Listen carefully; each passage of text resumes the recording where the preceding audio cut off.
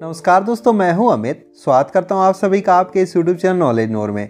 दोस्तों, मेरे एक व्यूअर ने जानना चाहा है कि क्या डीजल या इलेक्ट्रिक लोकोमोटिव के पुराने होने से उनके ट्रैक्टिव इफर्ट या फिर कैरेज कैपेसिटी में कोई कमी या परिवर्तन होता है कि नहीं।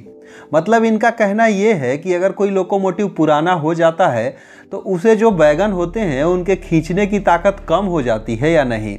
तो दोस्तों, अगर आप सभी के दिमाग में भी यह सवाल आ रहा होगा तो इस वीडियो को पूरा देखिए, आपके सारे डाउट क्लियर हो जाएंगे। दोस्तों, होता क्या है कि लोकोमोटिव चाहे डीजल हो या इलेक्ट्रिक, समय के साथ अगर वो पुराने होते हैं तो उनके जो खींचने की कैपेसिटी में कमी आएगी कि नहीं, ये सभी के मन में क्वेश्चन आना जायज़ है।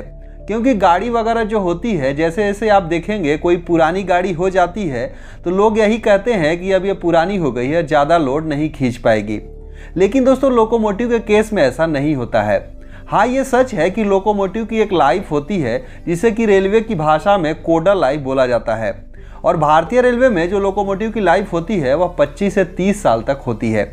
यानी कि एक लोकोमोटिव 25 से 30 साल तक सही सलामत रहेंगे। लेकिन यहाँ पर बात की जाए उनकी कैरेज कैपेसिटी की, यानी कि उनकी ताकत की, तो होता क्या है कि लोकोमोटिव चाहे डीजल हो या इलेक्ट्रिक, यहाँ पर जो ट्रांसमिशन होता है, यानी कि व्हील्स में चलने की जो पावर ट्रांसमिशन होती है, वह अन्य गाड़ियों, कार, ट्रक के जैसे नहीं होती है। दोस्तों, लोकोमोटिव में डीजल या इलेक्ट्रिक दोनों कंडीशन में एक ट्रैक्शन मोटर लगा होता है।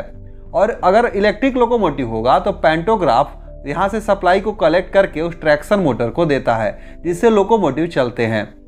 अगर लोकोमोटिव डीजल होगा तो उनके अंदर एक डीजल इंजन होता है जिससे जनरेटर को चलाया जाता है और उससे बिजली बनाई जाती है। उसके बाद उसे ट्रैक्शन मोटर को दिया जाता है। यानी दोनों ही कंडीशन में ट्रैक्शन मोटर जब चलते हैं तभी यहाँ पर पूरे इंजन में ताकत मिलती है और कोच को खींचते हैं। तो होता क्या है कि एक मोटर चाहे दोनों कंडीशन में ट्रैक्शन मोटर ही है, और ट्रैक्शन मोटर की लाइफ अगर आप एक पुराने पंखे से कंपेयर करेंगे, मान लीजिए कि एक नया पंखा हो, एक पुराना पंखा हो, तो ऐसा नहीं है कि पुराना पंखा होने के बाद उनकी स्पीड कम हो जाती है। हाँ, उनमें जो इक्विपमेंट लगे होते हैं जो कि उनके स्पीड को बढ़ाते या घटाते हैं। जैसे पंखे में हम कैपेसिटर की बात करें तो उसको अगर हम बदल दें तो पुनः वह अपनी पूरी रफ्तार में चलने लगेगी। इसी तरह से उसमें अगर कोई वाइंडिंग वगैरह ख़राब हो, उसे अगर बदल दिया जाए, उसके बैरिंग वगैरह में ग्रीसिंग वगैरह कर दिया जाए तो पुनः वो नए के जैसे चलने लगेंगे। उसी तरह से यहाँ पर जो है ट्रैक्शन मोटर में अगर कुछ इस तरीके की कमी होती है, उसे बना दिया जाए तो हमेशा उसी प्रकार की ताकत देते रहेंगे।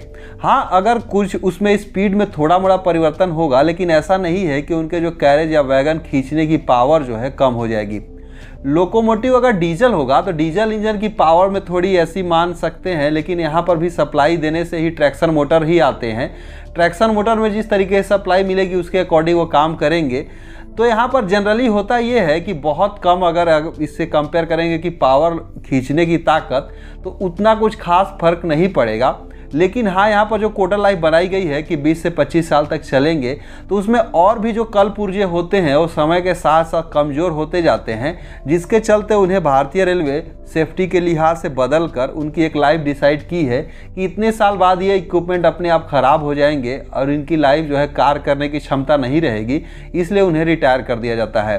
तो यहाँ पर उम्मीद करते हैं आपको चीज़ समझ में आई होंगी कि पुराने जो है लोकोमोटिव होने के बाद उनकी खींचने की ताकत में कमी आएगी कि नहीं। तो ऐसा नहीं है, थोड़ा थोड़ा इफेक्ट जरूर पड़ेगा, लेकिन पूरी तरह से ऐसा नहीं है कि वो कमज़ोर हो जाएंगे। तो उम्मीद करते हैं आपको चीज़ें समझ में आई होंगी। सो इस वीडियो में बस इतना ही, मिलते हैं एक दूसरे वीडियो में। तब तक के लिए धन्यवाद।